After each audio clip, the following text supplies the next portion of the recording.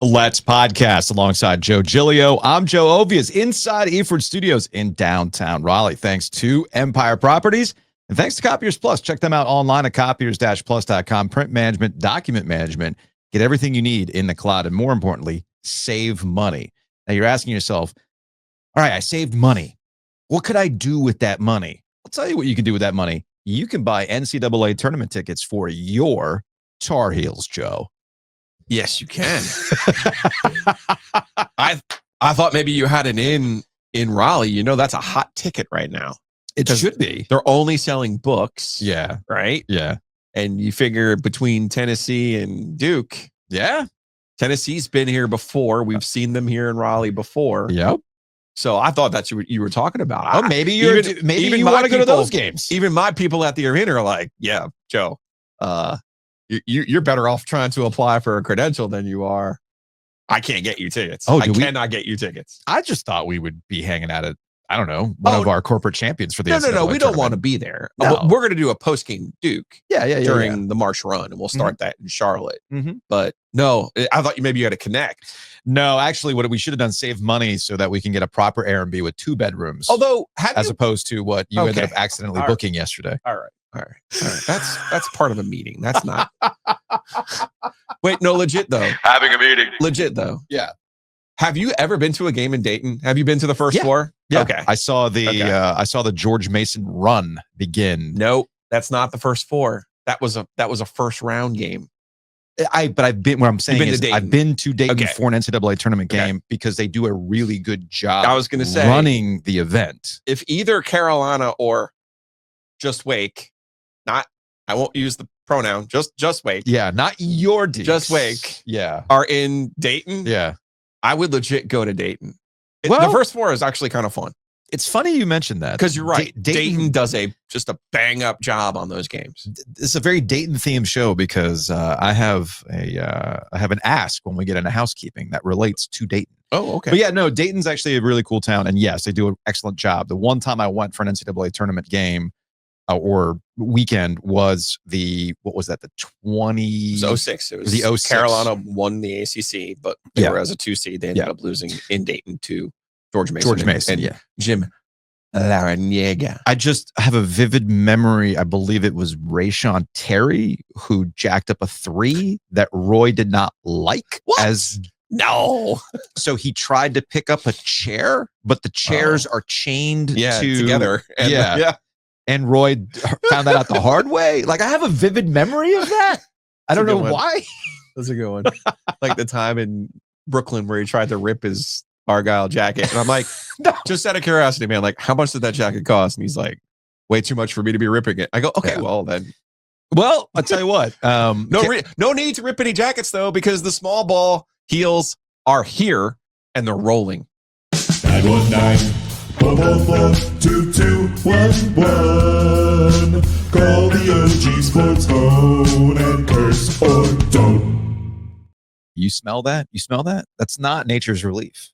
Okay, that's not Nature's Relief, which sponsors the OG Sports phone. No.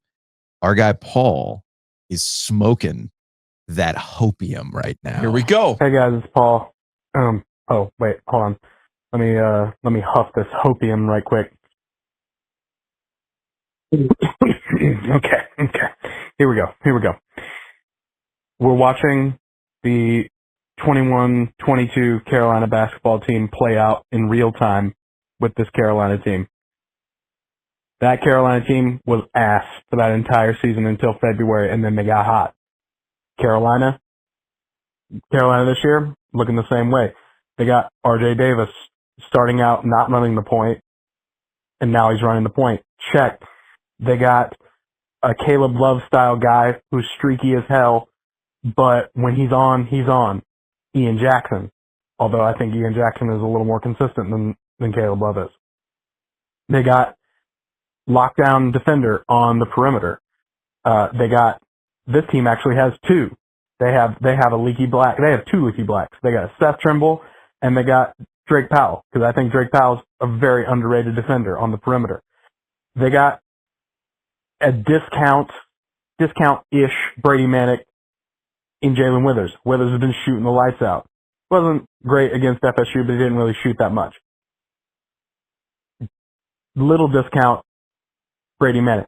And then they got a super discount, Armando Bacot in Venal Lubin, but he's also supplemented by Jalen Washington defensively. So, the parallels are not 100%, but they're there. Also, team needs to win out in February, and the only game that they have left on their schedule to lock in the NCAA tournament is the Duke game, last game of the season. I don't know. Sort of sounds like the playbook of the 22 season. All right. Don't worry. I got Nature's Relief on standby when they lose to Miami. All right. Peace. All right. And an homage to Matt Painter. Yeah. In our new motto for this program, let's accurately talk about what's happening Fair. with Carolina. Fair. Jalen Withers, since being inserted in the starting lineup, last night he had 11 points, 5 rebounds. Okay. In these 4 games, this 4-game winning streak since he started, 13.5 points per game, 6.5 rebounds. That's up from the first. You ready for his numbers from the first 25 games? 4.6 points per game, 3.4 rebounds per game. Okay. Okay. Also, first 25 games, 13 of 34 from 3. That's 38%. Not bad. But you know what he is in these last 4 games? He's shooting 62.5% from 3. Yeah. He's 10 of 16 from 3. Just for shits and giggles, I went back to 22 and I looked up, well, maybe we're misremembering how hot Brady Manick actually got. Yeah. The final, if you go back, We're not, but okay. if you go back to February 15th, which is the same date that Withers was inserted into the starting lineup, over the final 6 games of the 22 regular season, Brady Manick shot 39% from 3. 39%. Withers is shooting 63% right now. And it's a 4-game sample to a 6-game sample. Okay. Yeah. So it's not that big. Now, over the course of that full run, Manick shot 42% from 3. That's significant. That's a huge, that's significant. a huge, significant leap. Yeah. Yes. But what I'm saying to you is, do not underestimate. I get it. Again, Florida State last night. Say all you want. And they slipped a little bit on the defensive end last night. It wasn't quite the same formula that Carolina has been following. But don't underestimate the ability to stack wins and build confidence and truly solve a problem, because that's what Hubert Davis is doing. So many people have called in this year and said, Hubert's this, Hubert's that, Hubert can't do this, Hubert can't do that. Sure, they're not in the national championship picture, but he has a problem in front of him and he's trying his best to solve the problem. Okay. And I want to give a coach credit for that, because we have a tendency to sit here and go, oh, it's all or nothing. And quite frankly, there are some seasons like Duke this year. We went into this season and we said, this is an all or nothing year for you. Well, I mean, look at, we started the show talking about 2006 Carolina. Sure. That was, 5 was the year that they won it. 6 was a free money year. Well, what I'm saying is every year is not, you're going to rent it. Everybody understood there were some changes. Hence the enjoyment of seeing Tyler Hansbrough as a freshman go over to Cameron and play the way that they did and have the success that they did in a year where Duke in 06 was the preseason number 1 team. So what I'm getting at here is, don't dismiss what they're doing because of the opponent. Okay. They're starting to figure some things out, and I would rather see them figure some things out now, to your point, than to think there's some magic sun run that's going to happen in Charlotte. To your point, there is a tendency to dismiss wins because it was a win over an opponent you should have beaten. Okay. Well, I'm looking at that hoodie you have on right now. This past Saturday was a game Wake should have won on the road. They didn't. Okay. So Carolina finds themselves in the same position. Florida State's they're going through it. But they're not that bad. They're just a normal team. They're a normal team. Yeah, they're a normal team with a coach that's, headed out the door. It's been a weird year for Florida State, right? Go on the road, Saturday, Monday turnaround with the travel. Those are not easy. No, those are not easy. And I think the thing that I am not hitting that hopium. Okay. I'm not yet, because it's more along the lines for me in that the Tar Heels have been consistent all year when it comes to their opponents. They have handled their business against teams that are at their level or they're better than. They have not handled their business against the better teams. Yeah. And that is what might keep you from really diving in. All that being said, Hubert Davis said this on the postgame last night with Jones Angel, and I agreed with the assessment in that it was a team win. You talk about the problems being solved. Yesterday, we talked about it's cool that one player did it this time. It's cool that another player did it this time. They had 6 guys in double figures yesterday. They also look like a classic Carolina team. You see the rebounding margins? Mm-hmm. Weird, right? And that's where Lubin and Withers are helping. Those are the things. When I start seeing that, I'm like, oh, okay. This is, for as much as people wanted to modernize Carolina basketball, you notice that it's a feel-good blanket. It's the weighted blanket that you put on while you're watching. I'm like, oh, okay, I'm comfortable now because you're winning the way that I'm used to you seeing winning, like the formula you typically assign to Carolina winning basketball games. So I see the stats. I see how players will step up in their roles. I see all these things. But I still want to see it against a good team. Sure. Not an average team. I want to see it against a tournament team. And that's the problem that Carolina has right now. I have not seen them do this consistently against tournament teams. This is where you get into the wins above the bubble metric. In Carolina, this is like where Wake Forest actually has an advantage over Carolina in terms of the WAB. All right. Right now, that macaroni in the pot is not stirring for the WAB is not stirring for Carolina right now. It's not. Okay. Wet ass basketball. That's right. I still need Brian to do a parody of that, but he won't do it. And I respect it. We all have our limits. Man's got to live by a code. Man's got to live by a code. So that's kind of where I'm at with Carolina. I guess what I'm saying about Carolina is you have to walk before you can run. I get it. And we're starting to see them get to a brisk walk now. They're starting to get it. Totally. And that's why I said team basketball. That's why I said it was a team win last night. And Hubert said last night, to wrap my point on Hubert Davis talking to Jones Angel, when he talked about we're doing the detail, right? Okay, that's where you get to the walk before you can run. If you're going to get consistent on the detail, be better defensively, those types of things. Okay, well then, yeah, I'm starting to listen to what the Carolina Tar Heels are talking about. And you know who else looked good last night? And it took a minute, and you were right about this. RJ Davis came into this year, he had the wrong mindset. Yeah. You know, like he got paid a bunch of money. He probably did that instead of going to, slum it in the G League. No one should blame him for that. I don't blame him. But he was also came back and he was that guy at the bar, hanging out with the high school kids being like, what am I still doing here? It's sad, man. And now he has made some mental peace with it, where he is and what he can do. And last night and against State, he looked like the ACC player of the year. Don't get confused about what Carolina is and what Carolina isn't. Yeah. You mentioned the rebounding margin. Rebounding is just effort. Yes. Period. That's end of fucking story. That's what gets to the detail aspect of it. This is exactly what I told my 7 and 8 year olds last night. Rebounding is about effort. Ooh. I didn't swear to them. I just told them it was about effort. Ooh, are we going to start getting Joe Giglio youth basketball coach stories? Yes, like sir. Joe Ovia's hockey manager stories? I'm just telling you, rebounding is about effort. Let's go. Don't be confused about what Carolina is and what they aren't. Carolina's got talent.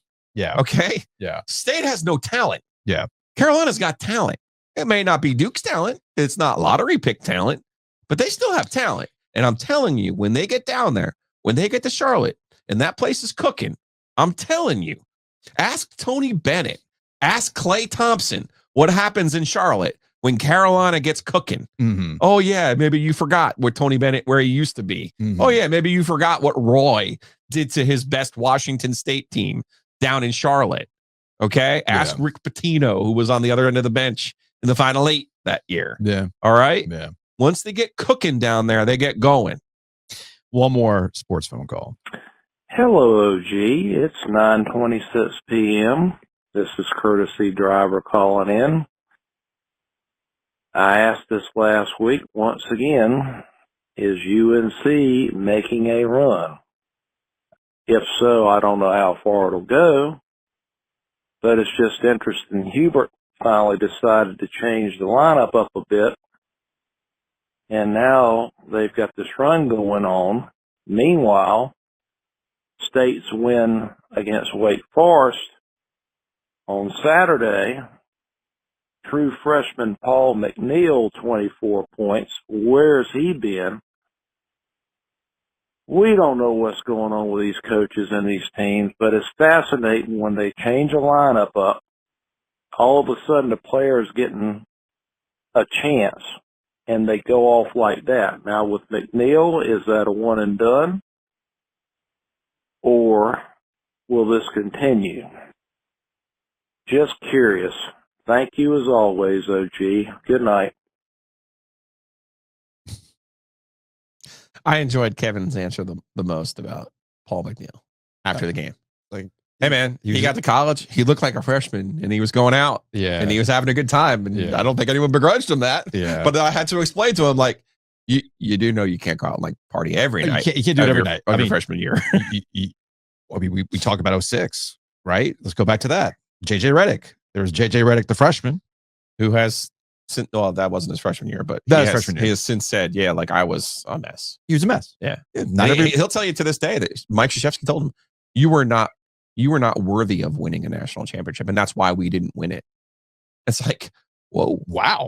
Okay, then. You didn't deserve. Whoa. So fair enough. So that's what, anyway, the larger point, because we've seen this with Carolina too, and Hubert Davis and the lineup changes and everything else. Are you telling me that coaches don't know the deal? Like coaches are absolutely doing things to hurt themselves? No, there's things that we don't know that they don't care to share with us as to why the lineups look the way that they look. A lot of it has to do with commitment. A lot of it has to do with how they look in practice. Yeah. A lot of it has to do with trust too. So you don't earn those things. And I think that's what explains it. Every time we talk about the ACC, and we're going to continue doing that here in a second with our guy, Patrick Stevens at the Washington Post, get a little bracketology with the Tar Heels and the rest of the ACC. But every time we talk about the ACC, it's brought to you by our friends, the Donnelly team, Keller Williams Commercial Real Estate. Check them out online at trianglencommercial.com or call them directly at 919-616-8681.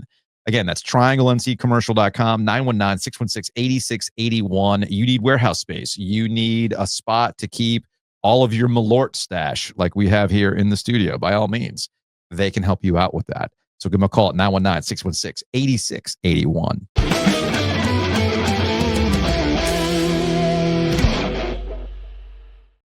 Joining us on the Heister Automotive Group hotline. Do you know you could sell your car to Heister Automotive Group? That's something you can do. You can get your car inspected there too. That's something I learned this year. Amazing stuff. Check out Heister Automotive.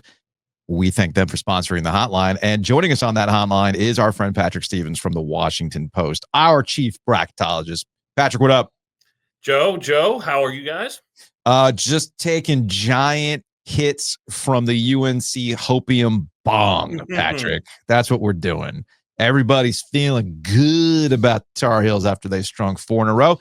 They're certainly in the they haven't done anything dumb category. Correct. Which is good, right? It's very good, actually. Very good. So where are the Tar Heels right now on that bubble? They really are right around the edge of the field right now, which is pretty remarkable to think about for a team that, you know, has that victory over UCLA and really doesn't have a whole lot else on the truly high end of things. The 6 quad 2 wins do help. The worst thing on the profile is the home loss to Stanford, which isn't great, but it isn't the worst thing in the world. You know, they're in the top 50 in all but one of the team sheet metrics.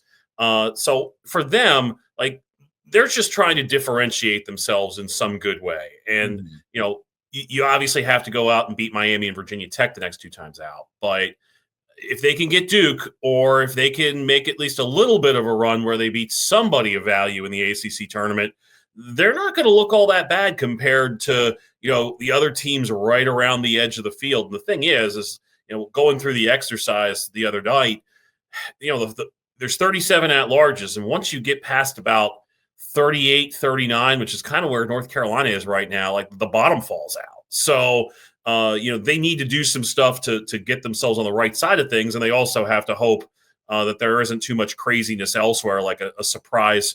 An NC State from last year, for example, winning the ACC tournament. But right now, they're not in awful shape. I don't know if they'd be in right at this moment, but they're awfully close.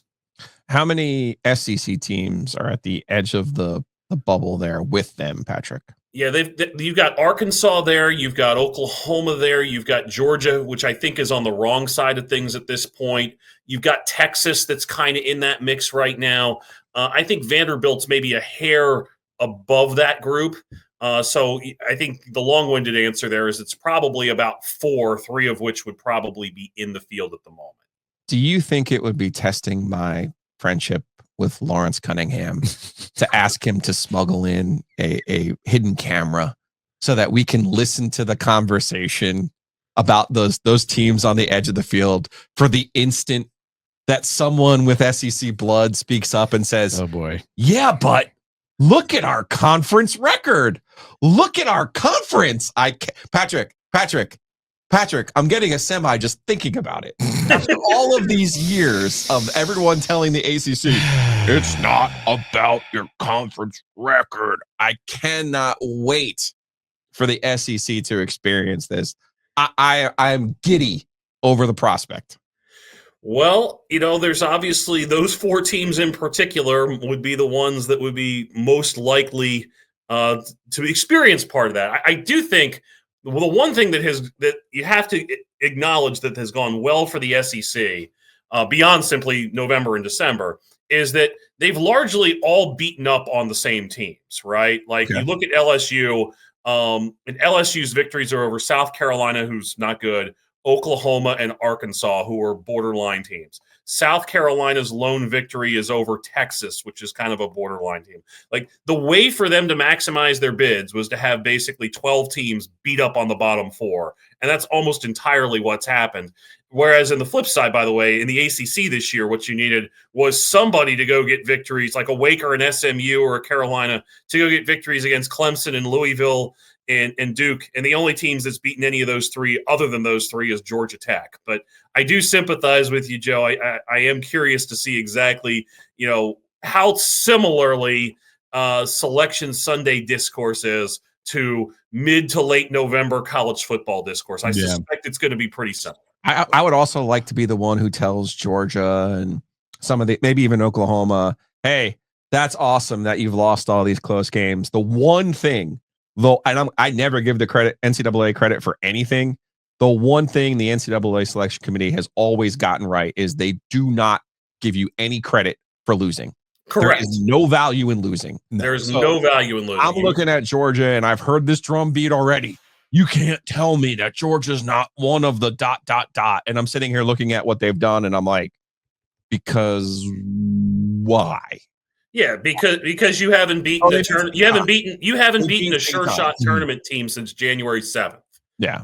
And since January 15th, you've lost 9 out of 11.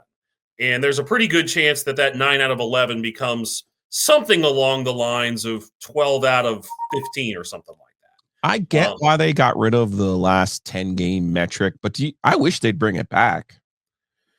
Well, I think, isn't in some ways like isn't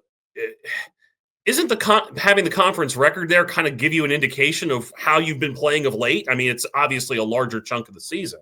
Yeah. But it is kind of staring at you right there. I think the other thing is that when you look at the team sheets, you can see all the losses. Like you can see exactly how many games these teams have lost. And so, I think for a team like a Georgia, if they're sitting there, let's say they go 1-3 the rest of the way, and they're 17-14 and they lose their SEC tournament game. 17-15 is not a winning argument to get into the tournament in pretty much any year. So that's true too. If I seem distracted as you were discussing the conference and the differences and the conversation, I was trying to find the scratch back of the paper math that Wes Durham had sent us. Oh, okay. He had sent us a text. You got this text that you were included in this. I was like, where is it? So I was trying to find it. Said I was going to present it to you, Patrick. Okay. So here it is. I finally found it. And if you heard the airdrop noise on the podcast, that's because I was sending it to my computer so I could pull it up here on StreamYard. And Wes is trying to make an overall point here. If I find it right, if I can find this, this is from Wes. Sometimes it's scratch math to explain ACC basketball. Top 5 teams only have 7 road losses in conference. Wake has 3 of them, and 50% of the road wins in ACC play. Bottom 5 teams have only 3 road wins. Cuse has 2 of those. Cal has the other. The point that Wes is making here, and I had a conversation with him yesterday. I'm curious your thoughts on this. Is that the ACC once again finds itself in a situation where the top of the league is not as bad as we want to make it out to be, mainly because the bottom of the league ain't hot. Is that a proper assessment? Yeah, I think in some ways, I mean, the fact of the matter is that when you're evaluating league strength and you're combining everything, every team is equal, right? In terms of like impacting that. Yeah. So, a Duke counts every bit as much as, a Boston College does this season. A Miami counts every bit as much as a Clemson does. So, yeah, Duke's great, but if Miami's balancing it out, and obviously you also have the issue that, math says that everybody's going to go 500 in the league in aggregate. Mm-hmm. So, not according to Carl Ravitch. Not according. Yeah, I did hear about that. So anyway, what you need in the end. What's the difference between this ACC and say this SEC? Well, the SEC went out and won 89% of its games in non-conference play, and the ACC was down around 72%, was it? This isn't complicated. It's not. It's not and yet, if I gave you a choice right now, I already know my answer. But if I gave you a choice of any conference to have two teams in the Final Four this year, who would you take? The Final Four this year? You can say the SEC. I'm just saying. I mean, I would think at the very top line the SEC. You're talking about four. I'm thinking Big East and ACC. I think Duke's there. I've already punched Duke's ticket. Okay. The question is, what does Clemson's draw look like? What does Louisville's draw look like? Yeah. And if the Deeks get in, so my thought too is that it's also kind of foolish to look past the top line teams in the Big 12 as well, because I think Houston's going to be very, very difficult. Houston can't score, and they lost to that. I'll watch my language. They lost to Kyle Filipowski last year. Okay, sorry, you've been eliminated.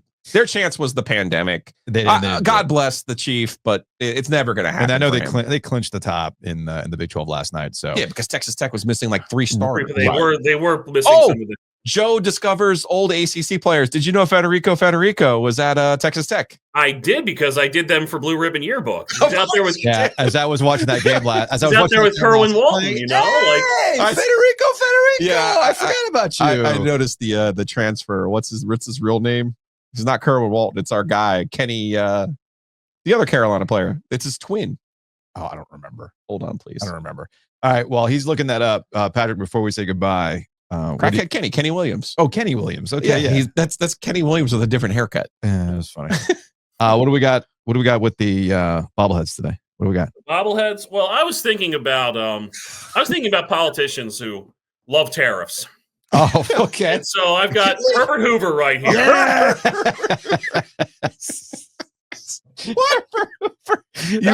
That was a Nationals. That was a Nationals bobblehead. It was the Nationals. Hey. The Nationals had a deal for like 3 years, where they put in. It was tied with the White House Historical Association. Okay, so they had Taft, and they had Coolidge, and they had Hoover. I think it was. They skipped over a couple in there too. Fair enough. Please tell me you've been to the Herbert Hoover Presidential Library in Chex Notes, Iowa. It's in Iowa. And no, I've never been to Iowa. Of course Patrick do this. Of course. No, he goes to them. Oh, that's a thing he does. Oh, you actually go to the libraries? The presidential centers, yes. That's how he got his McKinley one. No, that's how I got the McKinley. The animatronic McKinley. That's right. All right, Patrick.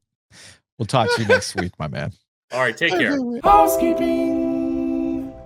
Ladies and gentlemen, the OG Hat Vault is closed. Uh-oh. If you try to click that link, you're not going to get it. It's going to expire. So the hats are done. The vault is closed. The dead conference hat will never come back. Mickey Mouse has taken those hats hostage. Whoa. But that doesn't mean we won't open up the hat vault again. Maybe later in the summer, we'll have a new design.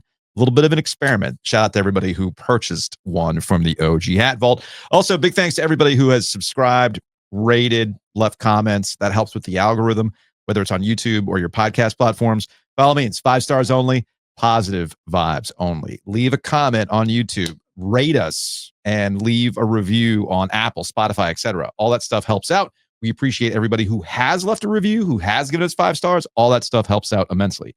And speaking of help, I come to you, the OG audience, I'm once again asking you to open up your wallet. But this time it's not for the hat vault. This time it's for the Enlow Marching Band indoor percussion season. My kid's on the vibes. Caleb's on the vibes. They want to go to Dayton, Joe. They do. They want to go to Dayton. I want to go to Dayton. And I'm just going to read this blurb that Kelly put together for the donation page. In the span of just 3 seasons, Enlow's indoor percussion group has gone from being a brand new activity to earning scores rivaling those of the top ensembles in the country. Your support will help the students take their latest show to the world stage in Dayton, Ohio, home of Frickers Chicken. It's a good spot. Okay. In April of this year to compete with other top groups. Look at Copiers Plus coming through. Drew, courtesy of Ovies and Giglio, Copiers Plus, $200 donation. Shout out to you, Drew, at Copiers Plus. So here's what you do. You go to givebutter.com/indoor. Again, that's givebutter.com/indoor. There is a goal, but every little bit will help make this thing happen. Because let's be real, when it comes to funding of various programs at Wake County high schools, it's not so hot with some of the arts. So we could use your help to get this group to Dayton. So givebutter.com/indoor.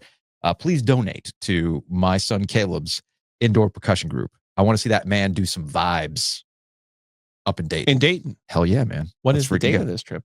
Is Is it during the first 4? No, it's actually after spring break. Because we could have put some OG money into it.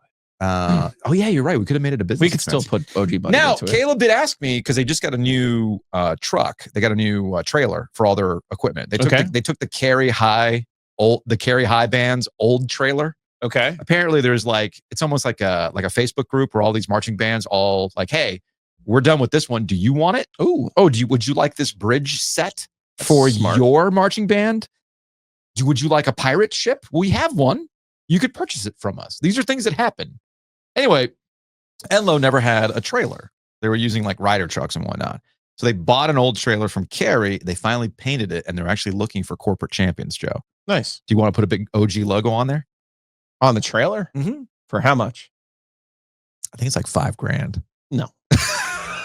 I have to look at What are they? A legacy media company? What the hell? They got $5,000. I have to look at it. Anyway, Come on. that's your housekeeping. All right. Big thanks to our friends at Breeze. Speaking of corporate champions, big thanks to our friends at Breeze Through for being a corporate champion. By all means, check them out. breezethrough.com. Download the app. You can save money on gas, get rewards, all that kind of fun stuff. And more importantly, you can get coffee. You can get your car. This is peak car wash season, I might add. Yeah, my car's a mess. All that salt, the brine, all that stuff from the snow, all that stuff, you got to wash that off. They got great car washes at Breeze Through, including the one over by Lenovo Center. So check them out online at breezethrough.com. Big thanks to our friends at Whitaker and Hamer, WH.lawyer. Maybe they can help you with your band-to-band sales contracts. Things like that. Yeah. They can help you with those types of things. So hit them up, WH.lawyer, attorneys and counselors at law. Big thanks to our friends at Roback. Giglio sparks. You don't know me like that. You sparked some controversy yesterday with that St. Patrick's Day Corvette. When I initially walked in, I thought, I'm like, what is this Miami Dolphins looking thing? But you're like, no, this is green. I'm like, okay. But there were some people that were like, hey, man, that's some dolphin colors right there. Also, Miami Hurricanes. I see it was more So Hurricanes. when I was in the gym last night in Garner, the guy came up to me. He's like, oh, that's a pretty cool Miami quarter zip. And I was like, no. St. Patrick's Day. No, I didn't feel like arguing, though. I just knew it was nice. It is nice. All the things from Roback are nice. Check them out. Roback.com. Use that promo code OG20, and you can save 20% off your order. Speaking of folks who give back to the community, especially things like marching bands and schools and things like that, Two Roosters is all about it. Jared and the crew over there, they're constantly helping out in the area. You want to do this now, or is this a lightning round item? Do what right now? Well, in the grand tradition of radio bits, I feel like we should have trumpets and everything, like an election type intro / graphic for NC State's march to the ACC tournament. It's not an air horn. It's more of a. No, you don't want it to be the sad. You want it to be like a triumphant marching, drum beat. No, sir, you don't have. Stop. You're embarrassing yourself. Yeah. If NC State if NC State is going to make the ACC tournament, Yeah. Jared is going to have to lose some money.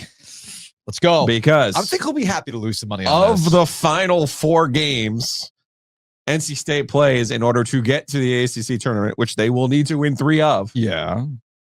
3 of them are on the road. I think Jared will happily do some BOGOs NC if they State is winless on the road this year. And Yeah. of course, when NC State does finally win on the road, Yeah. Jared will be giving you 1 scoop. Buy 1 scoop, get 1 free. Love it.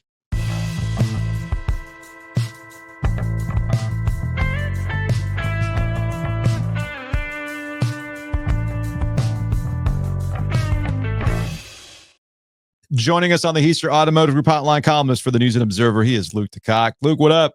What's going on? Coming off that 4 Nations high, man. Now we're just back into like regular season hockey. I'm watching Jacob Slavin having to essentially carry me and Giglio on the ice now. Like, it was a tough transition, man. Ouch. It doesn't feel like preseason hockey, like right after a team has gone to the conference finals, where it's like short summer, you get back and it's like, oh crap, this sucks. Actually, let's get the silliness away here. I think my issue from the 4 Nations tournament transition to focusing on the Canes again is I forgot how miserable everybody seems to be about the Carolina Hurricanes right now. And I don't quite understand why. So let's go through this from like mountain out of a molehill to some potential issues, right? So I think the mountain out of the molehill is what's going on with Mikko Rantanen and the contract, and is he going to be a rental? And I just feel like because the deal happened ahead of the trade deadline, and there's no, as big as that was, there's nothing that's going to happen at the trade deadline that can match that speculation. So we're kind of getting into I don't know. I feel like we're just in a really weird spot of making something out of nothing. Is that a wrong read? Yeah, I would disagree with that portion of it. I mean, I do feel like there's a certain level of nature abhors a vacuum, but I also do think that there is legitimate consideration. I don't think the Hurricanes, if this gets to March 6th and Mikko Rantanen hasn't resigned, I don't think the Hurricanes are just going to say, okay, well, we'll see what happens. I do think that they will explore their options. My sense is from talking to people, I don't think that they've asked around what could we get for Mikko if we can't. Like, that bridge is not, as far as I can tell, has not been crossed yet. But they did meet with Rantanen and Nanen's representatives during the 4 Nations. I mean, they did offer him, and my belief is they told him this when they traded for him. Like, we know what you wanted from Colorado. We have the cap space. We'll give it to you. Yeah. So it's just a question of, does he want to sign here? And because it's not July 1st and you have to make a decision in 12 hours, he does have the time to sort of get acclimated. And let's not forget, he's been here for 5 weeks and he spent 2 of them in Montreal and Boston. So, it's not like he's had a lot of time to go try out the Jordan Martinook sub at Harris Teeter or whatever. Like, he's basically been on the road for 5 weeks, whether it's here or actually on the road. And now they're back on the road. So actually, Luke, I know what it is. He has not had a Slavin Sunday yet for 2 Roosters. Yeah. You guys do what you got to do to pay the bills. I'm just saying. Yeah. He really has not had a chance to really get a sense of what living here is like, despite what I'm sure Sebastian Aho and Jesperi Kotkaniemi and all the other Finns have told him. So it's understandable if you're going to make an 8-year, $104 million commitment, I could understand why you would not want to just say, okay, let's give it a whirl when you have some more time to think about it. So, but I don't, the sense I get emails and whatever, talk to people, and there's this sort of sense of crisis, like, oh, the Mikko Rantanen crisis and all that. I don't think we're there yet. I think this is moving along, kind of like I said with the Seth Jarvis deal over the summer. There is a pace, and there are pain points, and there are thresholds, and there are precipices and Rubicons, and there are all kinds of internal deadlines. Like, if Seth Jarvis wasn't signed on July 20th, that wasn't that big a deal because there wasn't any time pressure on it. I think we're in the same situation with Rantanen. He's considering his options. He knows what the Hurricanes are willing to do, and they basically said, we know what you want, and we're willing to do that. So, my sense would be that if this gets to March 5th, March 6th, then the Hurricanes will start making calls, and then it gets pretty serious. But I don't believe that we're there yet. Any doubts in your mind, Luke, that Rantanen is worth the investment?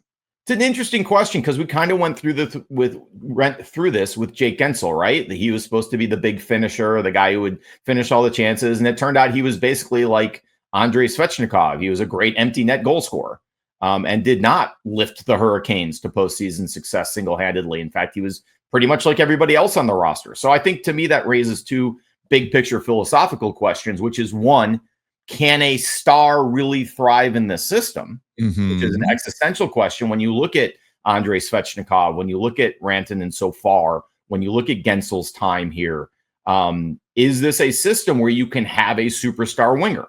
I think you can have a superstar center in this system because I think it does get the most out of Sebastian Aho. It does obviously get the most out of Jordan Staal.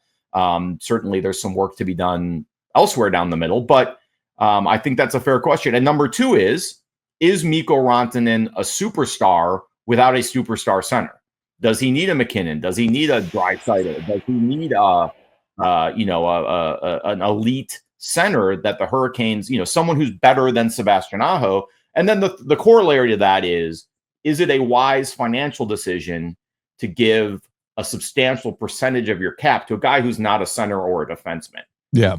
And that's, that's a league-wide question of what's the value of a winger.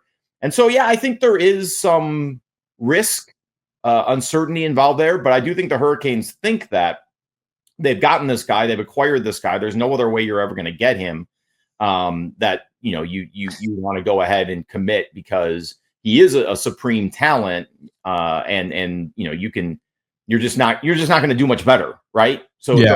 With the system, if there's problems with allocating this much cap money, if there are problems with him not having a superstar center, that's going to be true of anyone you give that money to. So if you like this guy and he wants to be here, you might as well go ahead and do it and figure out the rest later. What is it about Rantanen that seems to, because this is, I feel like, and maybe I'm reading this wrong, I feel like this is a departure from what we've seen out of Tom Dundon era Carolina Hurricanes contract negotiations. You bring up Jake Gensel. Jake Gensel was more in line with what we expect out of Dundon negotiations. Dundon has it in his head what he wants. He wants to win a deal. Gensel, they want what they want. And then it got to that 8 too late, right? Yeah. That's my understanding. Yeah, if they'd given him what he wanted at the beginning, he probably would have re-signed. He probably would have signed, but they didn't. The classic Dundon, what we know about Dundon. This one's different. And I find it interesting that this one seems to be different. They're essentially saying, we're giving you what you want. I'm going to cut you off because I know what you're saying, and there's a super, super simple answer to this. Okay. And that is this. You don't make that deal unless you're willing to pay him what he wants. Okay. So this whole the entire acquisition is not conditioned on let's trade for him and then nickel and dime him to the back. It is, if we trade for this guy, we are going to have to give him 13/8 or 14/8 or whatever. Gotcha. But then that gets back to my central question. What is it about Rantanen that has them going away from what they've typically done? Well, I mean, they've been trying for 7 years to acquire a superstar, Mm-hmm. and they think Rantanen is that guy. So when you have the opportunity and you have the means, you're going to, do that. This is a conversation that we would have been having if they traded for Tkachuk. It's a conversation that we would be having if they, were to trade for Sidney Crosby, although that's obviously not going to be a 9-year deal for a guy his age. But the point being, they've been trying to get a guy like this. Now that they have control of him, the kind of, what are we going to give Tavo for the next 2 years, or what's Marty Necas worth? Those conversations kind of go out the window. This is more like, we've gotten what we wanted. Now you just kind of, it's like a left tackle in it's. The Panthers spent a summer agonizing over what to give Taylor Moton. This is going back in ancient history. Sure. And it was, but at a certain point, he's a right tackle. He fills a need. He's good at his position. At a certain point, you just have to take your medicine and give him his money. Fair. And I think that's very much the case here with Rantanen. You want to trade for a guy like Rantanen. You want to give up those assets. You want a superstar like that. You're going to have to give him what he wants. And I don't think they looked at Jake Gensel the same way. And frankly, I agree. Okay. That gets back to, will you let Rantanen be the superstar? Will you let him have the minutes that he's been used to having rather than whatever they've been doing in typical Canes fashion? It's a curious sort of, I mean, you're going to have to get more top heavy to get the most out of a $13 million player. That's not in Rod's DNA. But I also, if you look at their playoff usage over the years, it tends to skew a little bit. Don't forget that the time he's been with the team, guys have been sick, guys have been hurt. Yeah. He took a shot off the whatever. Like it hasn't necessarily been like an ideal couple of weeks to work into the system. So I think, what we see over the next couple of weeks, everyone should be rested. Obviously, things did not go well in Toronto. Sure. But what we see against the Canadians and going forward, I think will be a little better barometer. But he needs, for his sake and for this to go down smoothly, it would be nice if he got on a really hot streak and found some chemistry with Aho or whoever. And you say like, okay, this is what we were hoping to see. Just get a little more of a sense of that. Speaking of contracts and value, I think, Giglio, this is where we get to the defensive portion of the conversation and what we definitely saw in Toronto with Jacob Slavin. Yeah, I mean, listen, Luke, we talked about this during the playoffs last year. Like, they decided for whatever reason that they wanted Burns and Orlov over Pesci and Shea. That was a decision they made 3 years ago by giving the contracts to Orlov and Burns that they did. Well, I don't know that I agree with that, but go ahead. Go. What's your? Oh no, last year they looked old. Those two players in particular in the playoffs looked old. Sure. I don't know if we got in a time machine, but I don't know why people expected them to not look that way now. Right. But I mean, the Orlov thing was a short-term deal. They gave him more money than you normally would because it was a shorter term to fill a gap there. Well, they waited for Nikishin to come over. Yeah. And he'll be here presumably for the playoffs. Yeah, I mean, look, the other parts about Pesci and Shea is they're older players. They may not be as old as Brent Burns, but they are players who you're going to have to commit for the long term at an advanced age. That's a dangerous thing to do, especially for a guy like Pesci who has had a lot of injury troubles. So there's a certain point where you have to say, not using either of those guys specifically, but let's say there's a guy who's 29 and to keep him, you're going to have to sign until he's 34 at a really high number. Yeah, may put you in a really difficult position in 3 or 4 years. Isn't that the position you're in right now with Burns? No, because his contract is expiring and he's still a relatively useful player. They need to rely less on him. Yeah.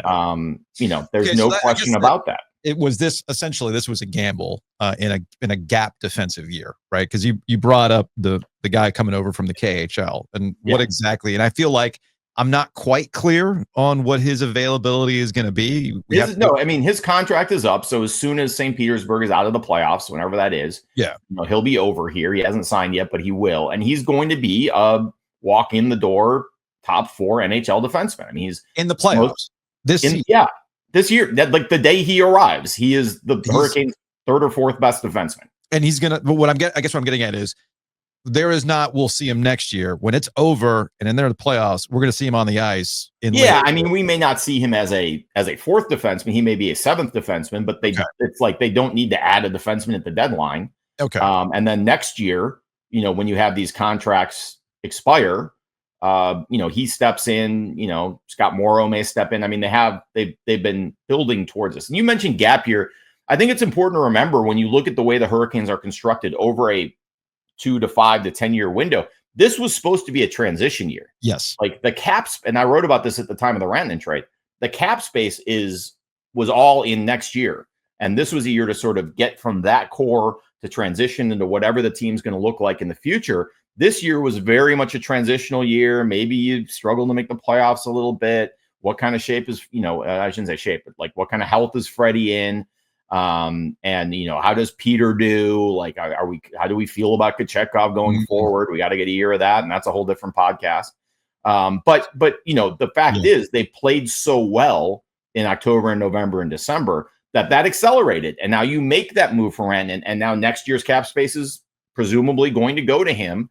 So you've sort of accelerated that timetable by a year, but that does mean, the sort of contracts that you were expecting to expire and come off the books in Burns and Orlov now become very important contracts for this year because you can't replace them yet. So, you just sort of have to take your medicine on that and deal with it. I mean, it wasn't like they're going to trade either of those guys. You're going to let them play out their deals. The Pesci Shea stuff, people are going to want to re-legislate that forever.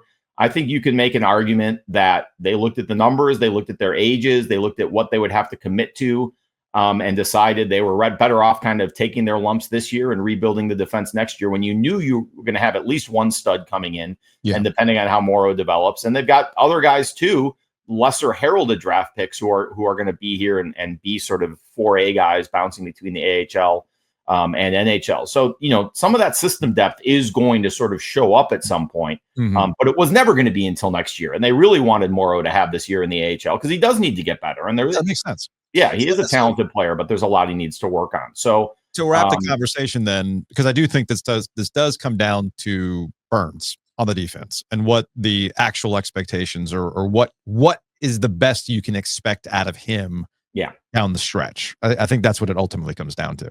And you would hope, I think, that he's taking care of himself through the regular season, so he's able to be at his best in the playoffs. Yeah. Certainly he's a guy who knows the rhythms and biorhythms of an NHL season. But yeah, I mean, I thought, honestly, on opening night, I was like, holy crap, this guy's washed. And he's been better. I don't think he's been as good as Tripp always says he is. But it's a concern, and it's the chemistry on defense is not as good as it was last year, but those guys have been playing together forever, and that stuff matters. So, he's got to be good. Orlov's got to be good. You've got the new guys, Walker and Ghost of Spear. Everyone is going to have to play better than they did last year to avoid a repeat of what happened last year, and that includes, frankly, the goaltending. Luke DeCock, columnist, News and Observer. Check out his story today with Chuck Caton back in the booth. One night only. One night only. Come on. I've been doing this for 40 years. Well, we get a thank you very much, Ray Otis, on the St. Louis Broncos. Yeah, I don't know if he can drag Ray Otis in with him for one night only. But poor Cam Jansen, their radio color guy, is about to have the quietest, easiest game of his life, right? Can I email Chuck in the letter K? Does that still work? You cannot. I actually asked him about that. Like, do you have to do an intermission show? And he was like, no intermissions. So, yeah, he was I want a Cade's Corner. Come on, man. No Blues Corner. Chuck in the letter K at stlouisblues.com. But you can actually, you can pick up that broadcast if you have satellite radio. And the St. Louis station, it's like 101, ESPN101.com or something like that, 101ESPN.com. They stream Blues games. So anyone who wants their Chuck fix can get it online. I'm just thinking Chuck Caton, little Rod Brindamore history lesson. Like, come on, let's just bring it all together. Let's go. It's funny. He and I were talking about how many games he must have called from that visiting radio booth at the Verizon Center. And it's probably, it might be in triple digits, especially those years when they played 6 divisional games. Yeah. If you go back to when that building opened, which I think was 97 to Chuck's last year, which was 17-18, and you miss one for the lockout. That's 30 years at 3 to 4 games a year plus preseason, 2 to 3 games a year plus preseason. The occasional preseason game up there, I think, although God knows I can't remember. But it's probably 80 to 100 games up there. So he said he was told him not to tell the engineer he works with that he was coming. So that guy's gonna feel like he saw a ghost when he sees Chuck walk in. All right, Luke, we'll talk to you later. No, the hammer is not there. Hammer is not there. He's enjoying life out in Wilmington right now. All right, man. All right, we'll see you guys later.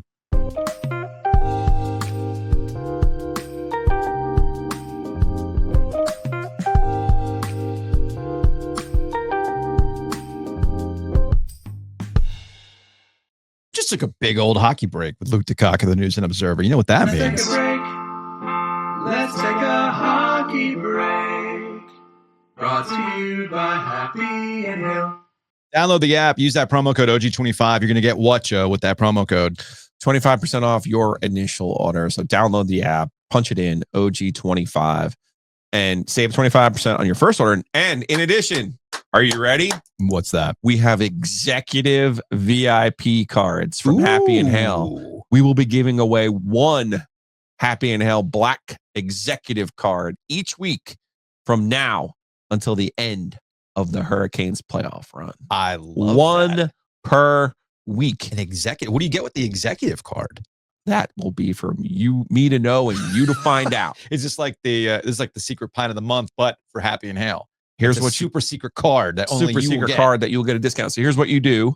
I want you to download our promo code OG25. Take a screen grab of you showing me your purchase, and then you will be entered for our contest to win the black card, the executive membership of Happy and Hale OG. Email me, giglio.joe@gmail.com. Put that screen grab in there that you used the OG25 Promo code. Hey, look, we're all about saving you money, including our guy, Matt Davis, over at State Farm. He's all about saving you money on your home and auto. So contact him today, 919-779-8277, insuregarner.com or theoginsurance.com. Matt has helped a lot of our listeners save money. I love when we get the testimonials like, hey, man, you guys weren't kidding. Called up Matt, hooked it up. Here we go. So you can do the same thing if you haven't done it yet. So contact Matt Davis today, insuregarner.com, theoginsurance.com, or 919-779-8277. Speaking of your home, you know what can mess with your house? Crawl space that ain't secured up. You got to wrap it up, baby. Wrap it up with a moisture barrier. Yeah, mold and mildew are two words you really don't want associated with your home. No. Particularly if you're setting it up to be sold.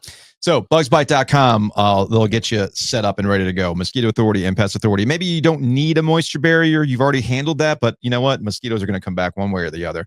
So how do you handle that? Well, they've got systems for it, whether it's the treatments, they got misting systems for your patio to keep all those bugs away. Again, contact our friends at bugsbite.com.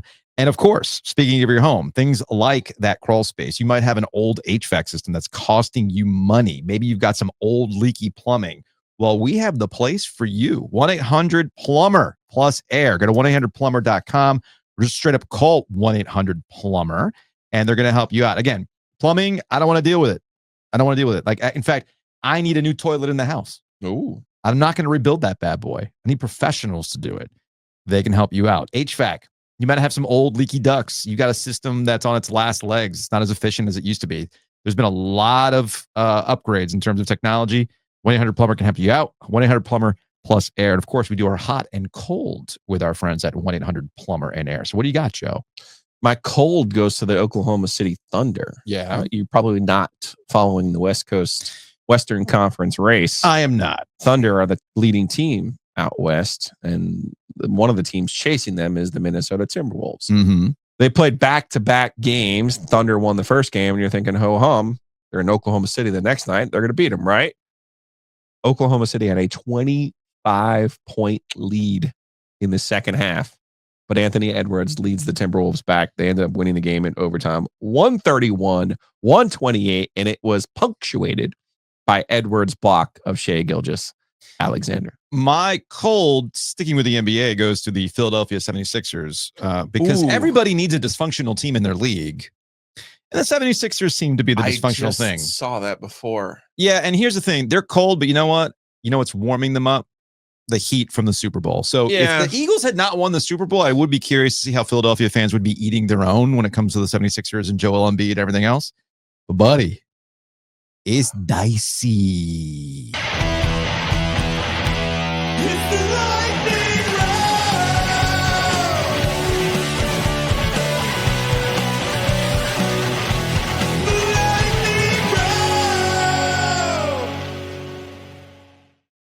Lightning Round is brought to you by our friends at Sam Jones. Check them out in downtown Raleigh, of course, in Greenville as well. We've been talking about tournaments. We've been talking about hanging out, all that kind of stuff. Maybe you want to cater an office party for the tournament. Sam Jones can make that happen. What says basketball here in the state of North Carolina quite like Barbecue? AV carts and Eastern barbecue. That's what it's all about. That's what it's all about. What? I enjoy that you try to trigger Hayes Permar with the AV cart. Yeah, the AV cart, for those who are like, wait, what are you talking about with the AV cart? The AV cart used to be, for old timers like us, it was a really easy, you want to take the day off of radio. Ooh. Just say, hey, man, what are your favorite ACC memories? And you always get these people who are like, oh, they bring out the AV carts and we'd watch it on a Friday, the quarterfinals, all that other kind of stuff. But it was like so long ago and it's so detached from like where we are right now that it's just kind of sad when you bring up the AV cart stuff. Right? But for the old, look, like our guy, BJ. American Aquarium. I mean, he has an AV cart tattooed, with 87 on it, right? 24 now, yeah. So there's this nostalgia thing, and I'm just saying there might be some more AV cart nostalgia on the way. Just saying for you old timers out there. But now I just say it to trigger Hayes because that's our relationship. We troll each other. Speaking of relationships, do you want to start with the ACC Big East, Major League Baseball, ESPN, or the Tush Push? Your choice. Well, nothing quite says a relationship like the back door, so let's go Tush Push. You really do have to reach a level of trust in your relationship when you start getting there, right? Correct. This is a very good point. That or a lot of alcohol.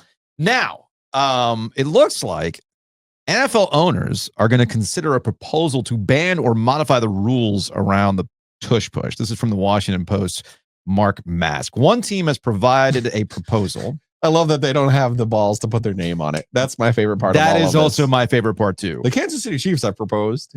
This is an undisclosed team. No, it would be Dallas, right? Or it would be Probably. somebody stupid like that. The proposal to modify the rules against the play, according to Troy Vincent, the league's executive vice president of football operations, or the blah blah blah blah blah.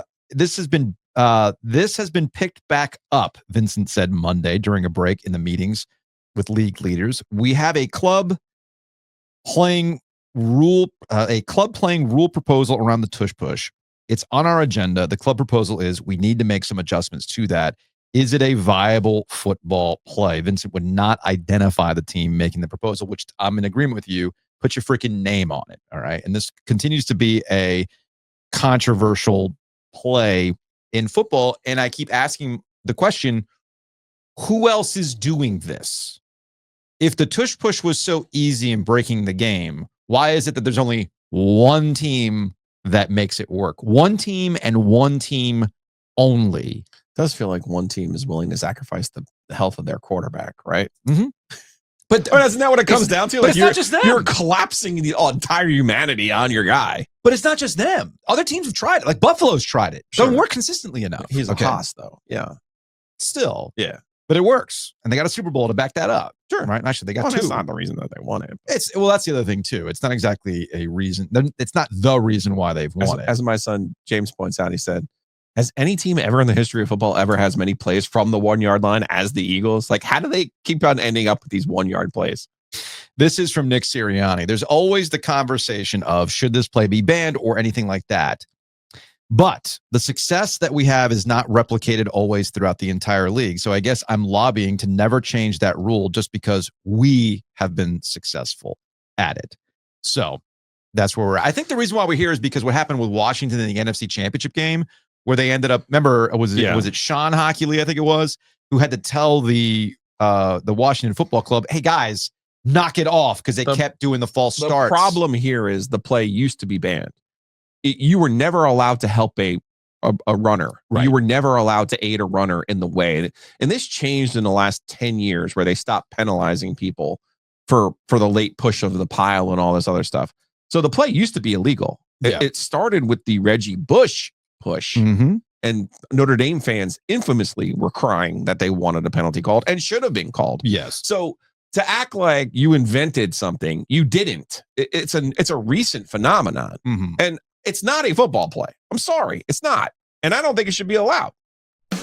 We've got a lot to get to. It's a lightning round. All right, to the ACC and the Big East. John Orand over at Puck recently did a podcast with Val Ackerman, who's the commissioner of the Big East. And Orand had floated something that Mike Krzyzewski, former Duke head basketball coach, has been talking about on his Sirius XM show. Don't call it a podcast. Don't call it a podcast. Podcast, okay. It is a show. And Coach K is very adamant about the fact that you call it a show and not a podcast. It's not merely a podcast. Okay, podcast. Got so it. Rick Pitino was also expounding on this concept and idea. Yes. So here's what Krzyzewski said on the SiriusXM show, where he envisioned a college basketball behemoth with big brands and historic programs that could compete with the football-heavy Big Ten and the SEC. Quote, I'd like to see something innovative. We need to at least talk about stuff like that. Imagine our footprint. This is very consistent with Mike. All jokes about the show aside, this is very consistent with Mike Krzyzewski, who's always thinking big picture when it comes to basketball. Yes. All right. To your point about Rick Pitino, he agreed. He told Krzyzewski on this, I jumped on your bandwagon with the suggestion you had about combining the ACC because I've been trying to get them to start a super league, a super basketball league. So Orand floated this idea to Val Ackerman on the Varsity podcast, either earlier this week or last week. And Ackerman did not dismiss it. Quote, when you've got two Hall of Famers opining not only about the history of college basketball, but the future of college basketball, you have to listen. We've got some related ideas that we're hatching with alliances. Don't say that word. Don't say alliances. Roll. I looked him in the eye sockets, and then the alliance fell apart. About who we should be working with as we look to secure not only the future of the Big East, but the future of college basketball. Ackerman did bring up things like the old challenges and whatnot.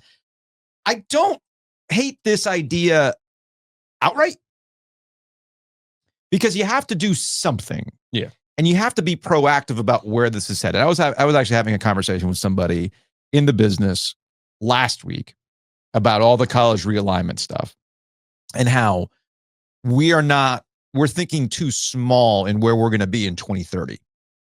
That this Big East or the Big Ten SEC stuff is thinking too small. We're looking at a complete seismic shift with the television contracts and where college football is headed with house settlement and everything else. I don't think people are prepared for this. Right. But nobody thinks about basketball and what can benefit basketball. And this is where you're probably like, what would be more beneficial to basketball? An ACC Big East merger where you literally have the up and down of the East Coast and the regionality of it? Or what we currently have with the ACC where you got teams going out to freaking SMU, Cal, Stanford, and all that crap. Yeah, but I would say this. You and I have been proponents of in-season tournaments for a very long time.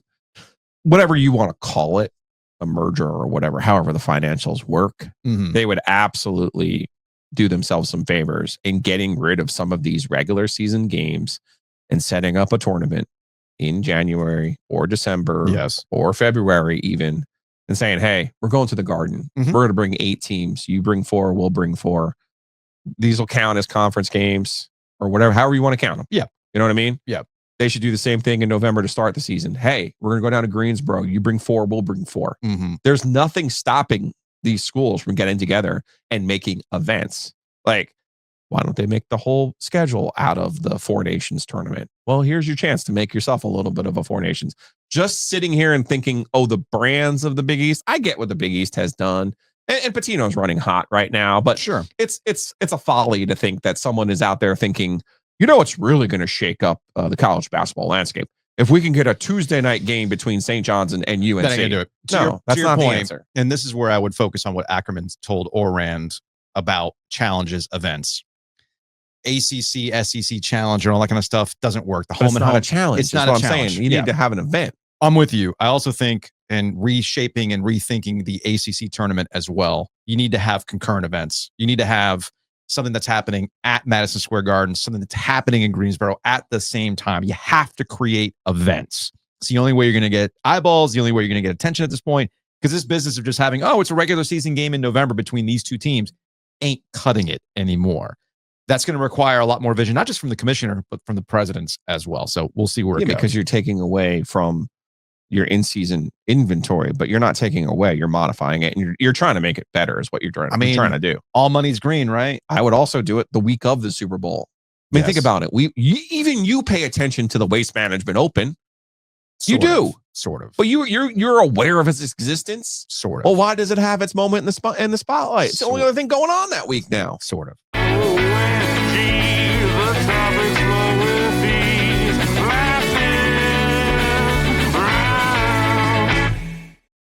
This is a fluid story. We're probably going to spend some more time on OG on business with me and Dimitri about this. We might even spend some more time on it tomorrow because I think it's a little bit deeper than a lightning round. But Major League Baseball and ESPN.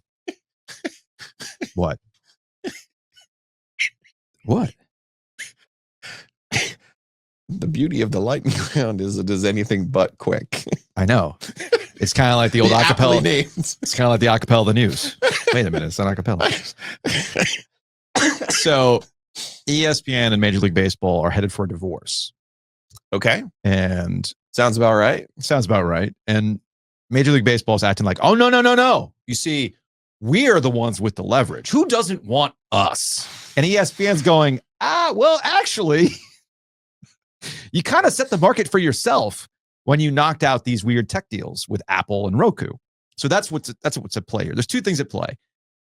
ESPN looks at Major League Baseball going, you went to Apple TV for a cut rate deal. You went to Roku for a cut rate deal. You reset your own market with these deals. And now you want more from us? Nah, I don't work that way. You're also finding out that the real sell for Major League Baseball isn't the national games. It's those local inventories. What do you like to say, Joe? Baseball is a niche sport. Yes. It just so happens to be in the biggest niches. And what ESPN wants is a cut of the big niches now. If we can get ESPN Flagship, their new streaming service is supposed to launch at some point this year. If we can be the hub for all of those local games, now we can talk. Major League Baseball does not want that. The owners don't want that. And the owners do not want That's the that. money they're printing. But here's the fear that I would say to Major League Baseball. Go look at MLS. Go see what their relationship is with Apple. Look, for all the faults of ESPN is still the place that is going to promote your league more than anybody else, and you're not going to be buried as some sort of tech streaming tab like MLS ended up being for Apple. Could you go old Hold on a school? second. I don't know what happened, but all of a sudden I got to go off. I'm going to edit this out. And then with Luke, we're going to get to you in a second. Anyway, you were saying. Is it even possible anymore to go old school and go back to a game of the week? When I was growing up, there was only one baseball game on. It's not. I'm just saying, could you go to ESPN and say, fine, Not for baseball.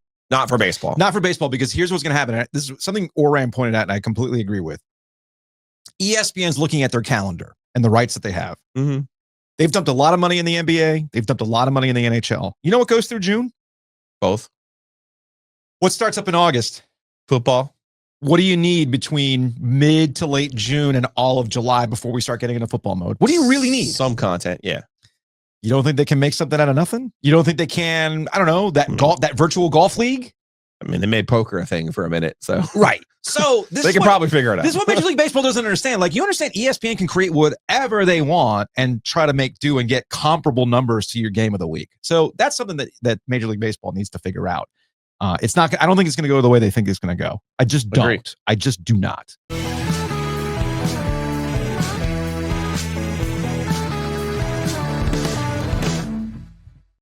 Big thanks to our friends at O2fitnessclubs.com. They have everything you need for a complete lifestyle change. O2 Fitness, so much more than a gym. Look, gym's important. You can go to any of the locations here in the triangle. Location's important. You ain't going to the gym if it's not convenient. We understand this.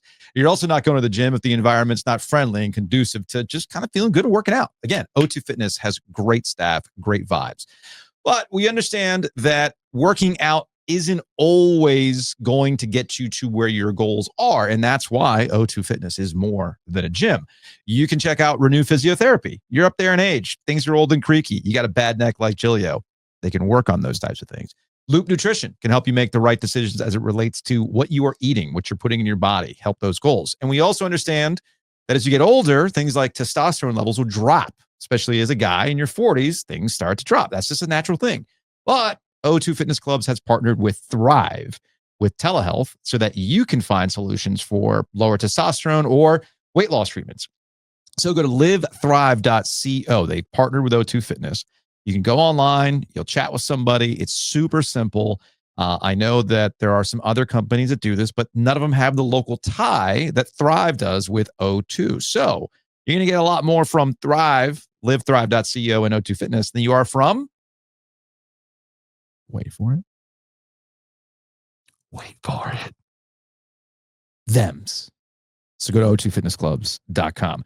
Big thanks to our friends at Hometown Realty. Check them out online at myhtr.com. I was relaying the story yesterday of a friend of mine who was looking to buy a house, and he was kind of flabbergasted at, how things are going to try to buy a house. Like, hey, man, that's the market. So if you're actually looking to sell your home and you've been intrigued by some of these guaranteed offers, don't be, because you are leaving money on the table. Contact our friends at Hometown Realty, myhtr.com. And when you sell your house and you have all that money, go to the butcher's market and buy all the meats. You just bought a house with that money. You probably get yourself a brand spanking new fridge. You got a garage fridge, freezer. Buy 180 million hot dogs like Giglio did, and you'll be set. You have even more than I do. Exactly. So go to thebutchersmarkets.com. And of course, our friends at Homefield, homefieldapparel.com. Check them out online, homefieldapparel.com. Use that promo code OG24. We're getting into like peak basketball time. You want to rep your schools with some cool throwbacks. Home Field's got it for you. Use that promo code OG24 to save 15% off your order. Again, that's homefieldapparel.com. Use that promo code OG24.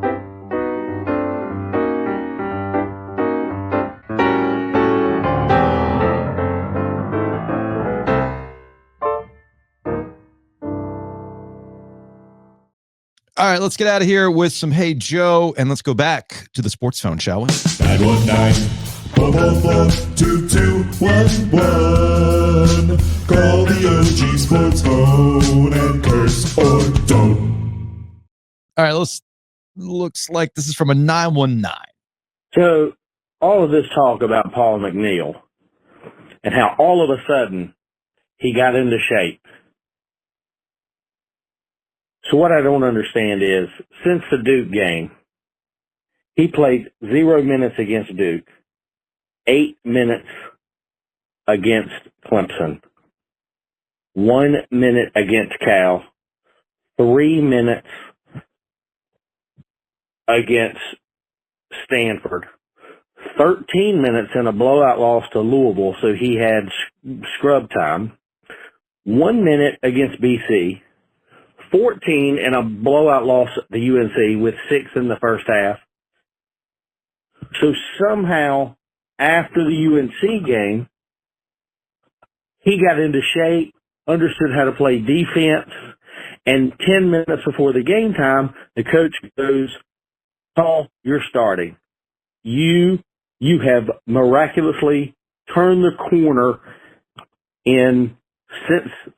since those previous games, gotten in shape, understood the game, and I am starting you and playing you 28 minutes. So don't give me that bullshit. Like, why has he not been playing more?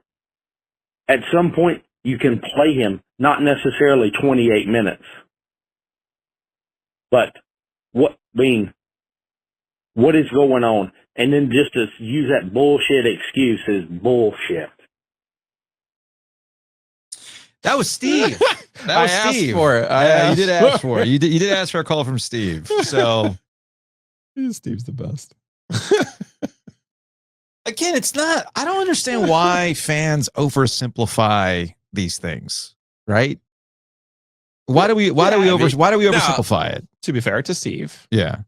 about, I don't know, 3 weeks ago, I said, hey. They ain't all Cooper Flag, y'all. No, I know, but about 3 weeks ago, even I said, hey, the season isn't going the way you want. You need to see what you have potentially that you could use for next year. That's fair. Obviously, Trey Parker and Paul McNeil would be on the top of that list. That is fair. So I don't disagree that they couldn't have gone to these two guys earlier and given them more burn earlier. That's fair. Now, on the other side of this, we're not at practice. We don't know. We don't know what they look like. I'm going to defend a coach's right. I do the same thing with Dave Doran. He once famously told me about Brian Underwood and Shadrack Thornton. Like, hey, you're not at practice. You don't see the effort they put in. There's a reason I don't play them the way that you want me to play them. Right. I cannot reward them for their effort in practice the way that you want me to. So coaches do have that right. All right, let's go to the YouTube comments from JJ. Just wanted to stop by and laugh at Wake Forest. You blew it again, Forbes. Not yet. From Kevin. It's a lot of hockey left. Wow, already the 5-year anniversary of the Steve Dangle you lost to a 42-year-old Zamboni driver rant. Truly one of the best videos of all time. Yeah, I did see that with the David Ayers anniversary. From John Henry NC, I was the second to last caller, and in that I was confused when Giglio was talking about Carolina playing small ball. That was the OG sports phone from yesterday. I thought he was talking about Carolina playing 4-guard lineups that proved to be unsuccessful. Andrew Jones reported after one of the games recently that RJ Davis said he had hoped to never see that 4-guard lineup again. When I think of small ball, I was thinking the 4-guard lineup: Davis, Cadeau, Trimble, Jackson, Lubin, Jay Wash. I'm glad Giglio explained what he meant by small ball. So there you go. We have that clarification. Yeah, that was a good question. I mean, he was being legitimate in what he was pointing out. And there's different ways to look at it. I'm just saying that traditional definition is taking the 5 off the floor. Yep. From Brett, this Duke team is far superior defensively compared to 2015. Metrics-wise, yes. However, I would point out that 2015 ACC basketball was a hell of a lot better than 2025 ACC basketball. Just saying. However, John Shire, to his credit, they understood where the ACC had been, and they have strategically made a schedule that tests them and to be prepared for what we're going to see in March. Yeah, that's old school. If you go back and look at the old schedules from the 80s, Yeah. there was always one game out of the league around this time of the year. Mm-hmm. And I mean, heck, I remember a state Louisville game at Reynolds when Louisville was the national champions, went on to win the national championship. So what used to be a real thing, Carolina and Connecticut used to play randomly at this time of the year. We've advanced to Jim Phillips. Instead of playing your ACC SEC challenge in November, you should play it now. Yeah. Now's the time to play it. But we'll see. Yeah, the ACC was much better at that point, and also the non-conference schedule included games like Michigan. This is back in 2015, Michigan State and Wisconsin, right?